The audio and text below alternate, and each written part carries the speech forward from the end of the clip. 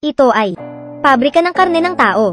Pinatumba nila ang mga tao at saka inilagay sa mesa. Sa ilalim ng paggalaw ng hilingan ng karne, ang mga taong iyon ay napakabilis na naging isang tumpok ng ginutay-gutay na karne. Dumaan sa proseso ng machining, nabuo na ang minced meat. Sa wakas ay ipinamahagi sa lahat ng dako, maging isang masarap na hamburger. Inihatid sa bibig ng gumagamit. Mahilig kumain ang binatang ito. Mahilig din kumain ang babaeng ito.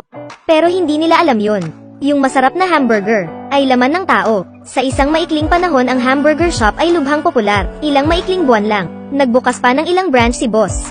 Kundi dahil din doon, na mas maraming tao ang kailangang mamatay.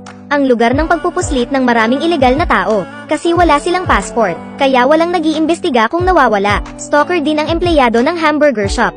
Ngunit hindi niya alam na ang mga piraso ng karne na ito ay laman ng tao. Araw-araw ay napakahirap magtrabaho, ngunit hindi sila pinaghirapan ng lokal na pulisya.